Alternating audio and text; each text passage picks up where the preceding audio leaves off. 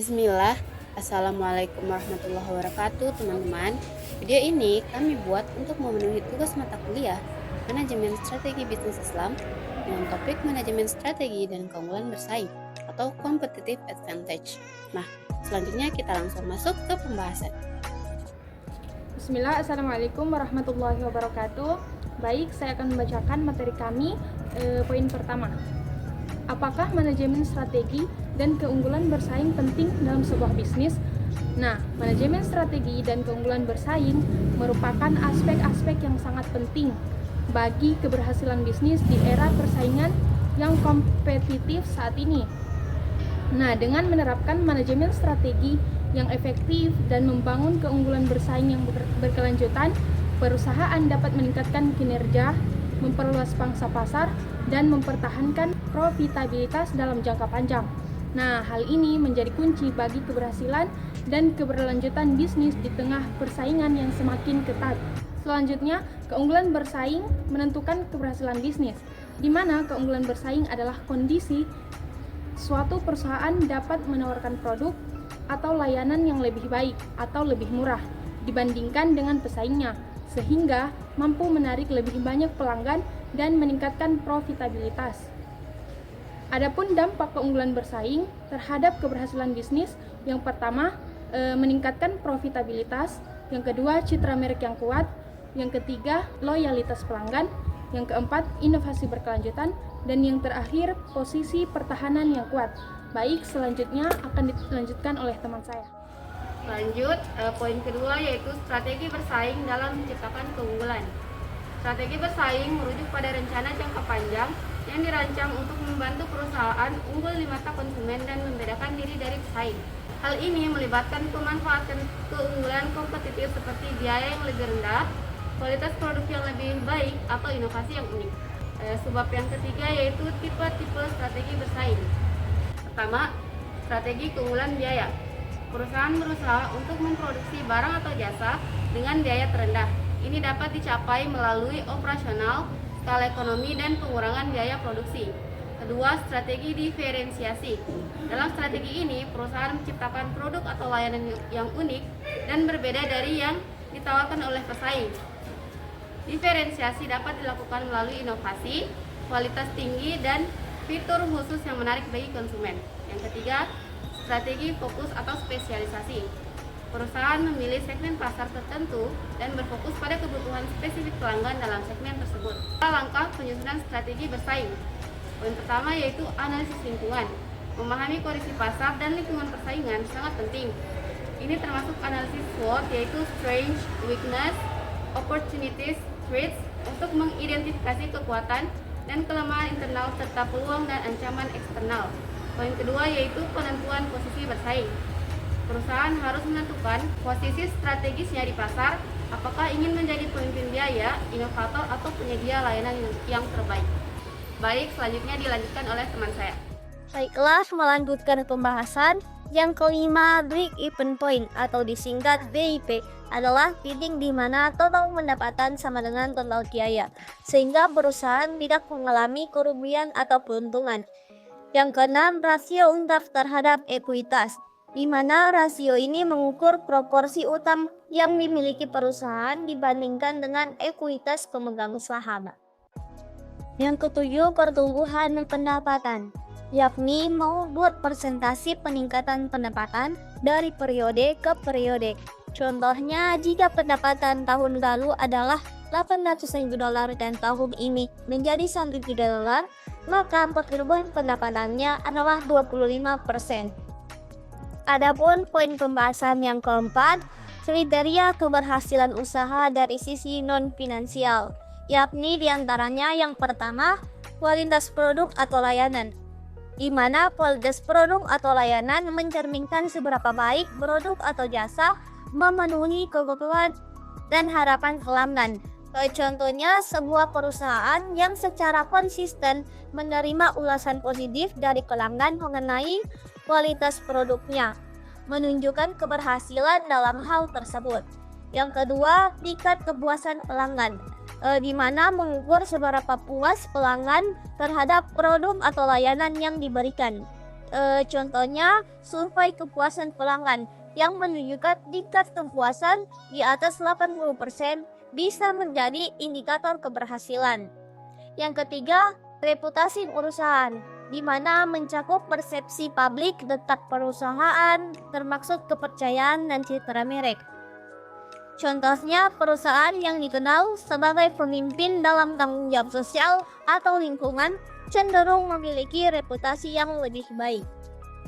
Dan yang keempat, inovasi, di mana kemampuan perusahaan untuk berinovasi dalam produk, layanan, atau proses operasional.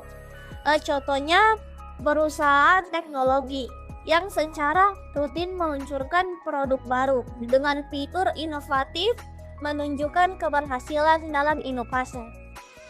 Sekian dan selanjutnya akan dilanjutkan oleh pemateri selanjutnya. Baik, selanjutnya saya akan melanjutkan materi dari teman saya.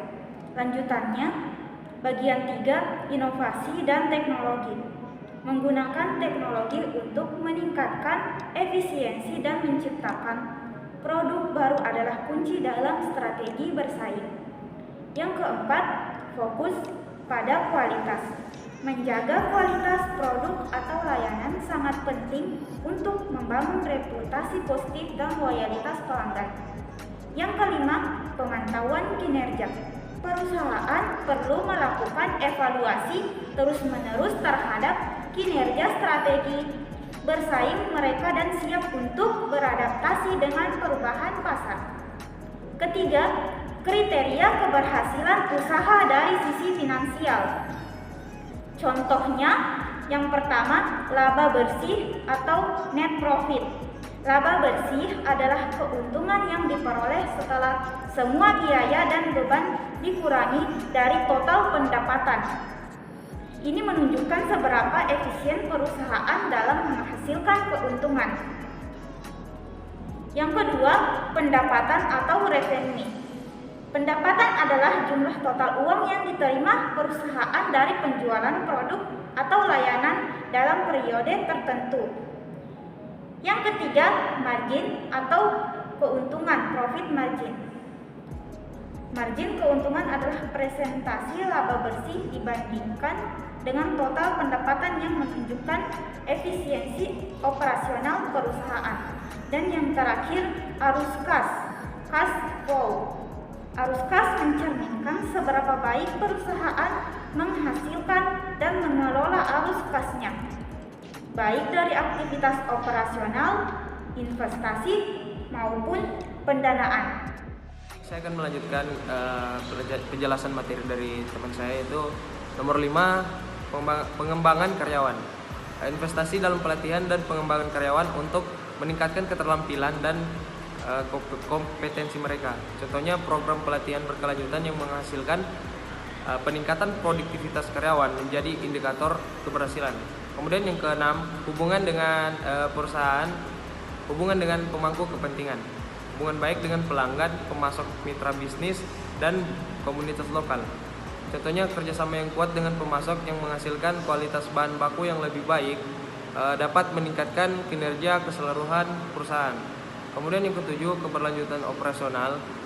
Kemampuan perusahaan untuk beroperasi secara berkelanjutan tanpa merusak atau sumber daya alam. Contohnya perusahaan yang menerapkan praktik ramah lingkungan dan mendapatkan sertifikasi keberlanjutan menunjukkan komitmen yang kuat di perusahaan. Baik, kemudian yang ke-8, adaptabilitas terhadap perubahan. Kemampuan perusahaan untuk beradaptasi dengan perubahan pasar, teknologi, dan preferensi konsumen. Contohnya perusahaan yang berhasil pivoting model bisnisnya selama krisis menunjukkan fleksibilitas dan daya tahan. Kemudian efisiensi operasional, pengelolaan sumber daya secara efektif untuk mengurangi pemborosan dan meningkatkan produktivitas. Contohnya implementasi sistem manajemen rantai pasokan yang efisien dapat mengurangi biaya dan waktu produksi. Kemudian nomor 10, tingkat keterlibatan karyawan. Keterlibatan karyawan mencerminkan seberapa terlibat dan termotivasi mereka dalam pekerjaan mereka. Contohnya, tingginya tingkat partisipasi dalam program umpan balik karyawan menunjukkan bahwa mereka merasa dihargai dan terlibat dalam keputusan perusahaan. Kemudian perubahan lingkungan manajemen sumber daya manusia. Perubahan lingkungan manajemen sumber daya manusia merupakan respons terhadap dinamika yang terjadi di dalam dan di luar organisasi. Perubahan ini dapat mencakup berbagai aspek seperti teknologi, struktur organisasi, budaya, dan kebijakan. Berikut adalah penjelasan lengkap mengenai perubahan lingkungan manajemen SDM, meliputi penyebab, dampak, dan strategi untuk menghadapinya. Perubahan lingkungan manajemen SDM. Yang pertama globalisasi, yang kedua perkembangan teknologi, yang ketiga perubahan sosial dan demografis, yang keempat perubahan ekonomi, dan yang terakhir regulasi dan kebijakan pemerintah. Dampak perubahan lingkungan terhadap manajemen SDM. Yang pertama, peran SDM telah berubah dari fungsi administratif menjadi mitra strategis dalam bisnis. SDM sekarang lebih terlibat dalam perencanaan strategis dan pengambilan keputusan. Yang kedua, dengan adanya tuntutan keterampilan baru, perusahaan harus berinvestasi lebih banyak dalam pelatihan dan pengembangan karyawan untuk memastikan bahwa mereka memiliki kemampuan yang relevan.